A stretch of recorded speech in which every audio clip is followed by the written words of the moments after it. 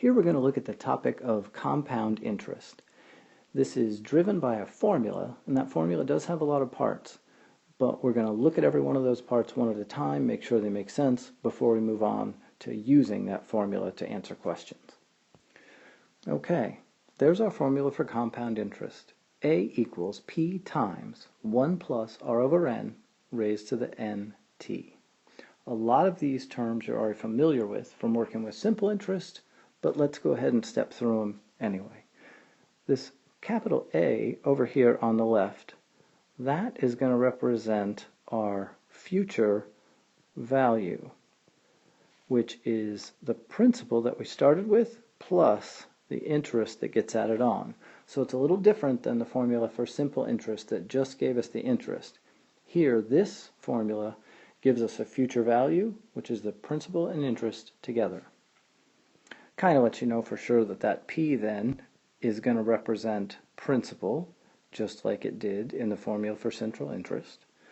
R is going to be the interest rate. Make sure that you convert that to a decimal before you plug it into the formula. T is still going to represent time, and time is always going to be expressed in terms of years. And there's one more new item in here that we got to take a look at, and that's this N. What does that N represent? And that is the number of compounds per year.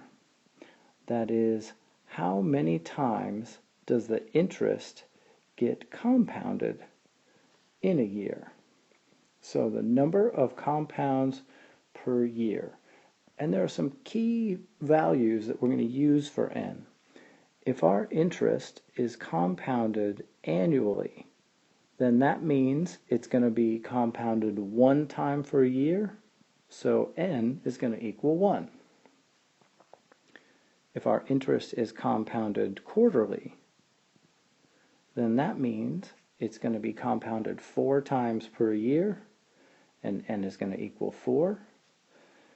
And if our interest is going to be compounded monthly, then that means it's going to be compounded 12 times a year, so N is going to be 12.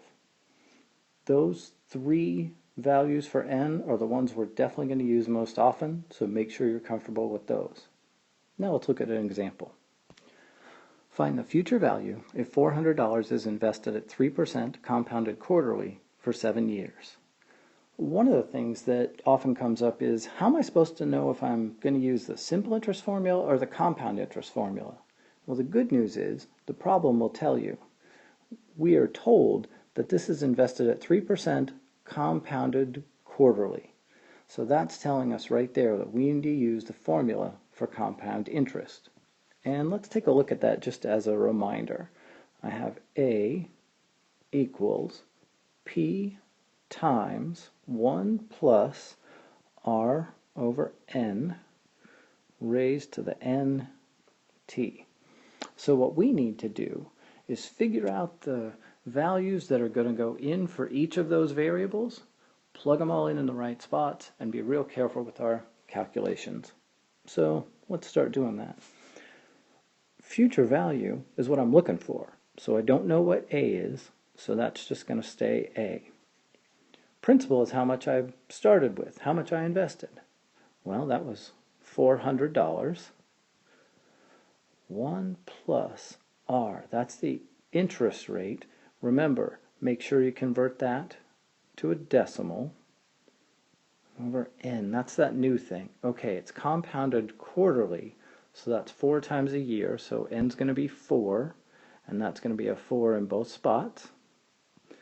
And T is time, and I'm told it's 7 years. So I've plugged everything into the right spots. Now I just have to simplify this. Remember, order of operations tells us parentheses, exponents, multiply and divide, add and subtract. So I need to start with whatever's inside the parentheses. So let's go ahead and do that next. And I have A equals 400 times 1 plus. Okay, I've got to do that division inside the parentheses, 0.03 divided by 4, my calculator gives me 0.0075. And I can go ahead and clean up that multiplication in the exponent right now and have the 28th power. Next, I've got to finish simplifying inside those parentheses. So I'll go ahead and do that, and I'll have that A equals 400 times 1.0075 raised to the 28th power. I'm still working on simplifying this thing, and let's take a little detour really quick right here. Where I'm at is A equals 400 times 1.0075 raised to the 28th power. So I'm done with everything inside the parentheses, so the next thing I've got to do is the exponent. And you might be thinking, well, how in the world am I going to raise something to the 28th power? My calculator doesn't have a button where I can raise something to the 28th power.